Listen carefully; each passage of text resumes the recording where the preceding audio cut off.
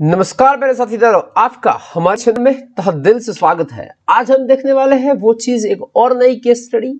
हम भली-भांति जानते हैं कि फार्मास्यूटिकल इंडस्ट्री में ट्रेनिंग का क्या इंपॉर्टेंस होता है। ट्रेनिंग के बिना हम किसी भी एनालिस्ट और किसी भी केमिस्ट को डायरेक्टली वो प्रैक्टिकल और एक्सपेरिमेंट और प्रोडक्शन में रख सकते नहीं है। पर कैसे पता चलता है कि ट्रेनिंग खत्म हुई है कि नहीं हुई है?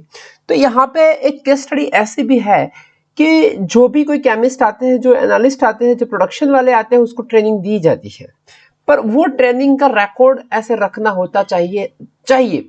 पर आप देखोगे तो एक केस स्टडी ऐसा है कि जब इंस्पेक्शन किया तो ऐसा पता चला कि detail examination of the training record, तो ट्रेनिंग रिकॉर्ड का डिटेल एग्जामिनेशन किया तो ऐसा पता चला कि person show that 8% of the documents were incomplete.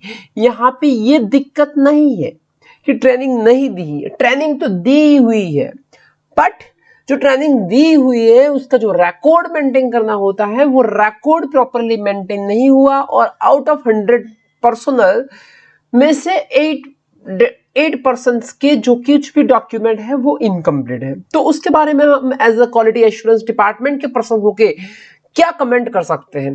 तो हम बताते हैं कि दिस में simply because the examination occur just before a routine annual review of the records. तो ये जो हमारा जो इंटरनल रिव्यू रिकॉर्ड था, वो इंटरनल रिव्यू रिकॉर्ड का जब रूटीन एग्जामिनेशंस करते थे, वो रूटीन एग्जामिनेशंस के बिफोर हमें पता चला कि ये ऐसा कुछ है, और ये बहुत माइनर कमेंट बोल सकते हैं, this is not a major comment, क्योंकि यहाँ पे ऐसा नहीं है कि ट्रेनिंग नहीं दी, ट्रेनिंग दी हुई है, रिकॉर्ड भी है, पर इनकम्प्लीट रिकॉर्ड है।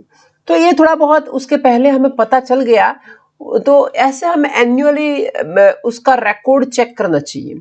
There is no suggestion in this finding as reported that the person have not been trained। यहाँ पे ऐसा कोई तो है नहीं कि पर्सन को ट्रेनिंग नहीं दी, पर्सन को ट्रेनिंग तो दी हुई है, इसलिए कोई नया सजेशंस देने की कोई जरूरत नहीं है। Rather than there is a delay between the training and updating the record. तो ये दोनों में से क्या दिक्कत है, कहाँ पे प्रॉब्लम है? ट्रेनिंग देने के बाद जो ट्रेनिंग खत्म हुई उसका रिकॉर्ड अपडेट नहीं किया।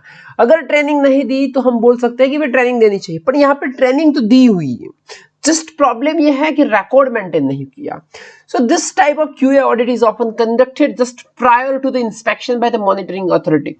जब कोई मॉनिटरिंग अथॉरिटी बताए कि कोई रेगुलेटरी एजेंसी सीडीएसयू है, यूएसएफडी है, कोई रेगुलेटरी डब्ल्यूएचओ का इंस्पेक्शन आने वाला है, उस इंस्पेक्शन के पहले हमें क्यूए की ऑडिट कर देनी चाहिए, और ये क्यूए की ऑडिट में ये सब इसको भी एक हमारा पैरामीटर रखना चाहिए और उसको भी चेक करना चाहिए। नॉर्मली इस तरह की जो ऑडिट होती है तो वो 2 ईयर बेसिस पे इंडस्ट्री में माना जाता है कि 2 साल में ऐसी एक बार इंस्पेक्शंस करना चाहिए। पर जब कोई मॉनिटरिंग अथॉरिटी आपका इंस्पेक्शन करने, अपना विजिलेंस कंडक्ट करने के लिए आ रही है, तो उसके पहले हमें ये एक बार ऑडिट कर देनी चाहिए। And the record should be draft up to date immediately. अगर कोई रिकॉर्ड ऐसा आपको पता चलता है कि ये रिकॉर्ड इनकम्प्लीट है, तो इमीडिएटली हमें क्या करना चाहिए कि भी जो कुछ भी रिकॉर्ड इनकम्प्लीट है उसको इमीडिएटली रिकॉर्ड मेंटेन करना चाहिए।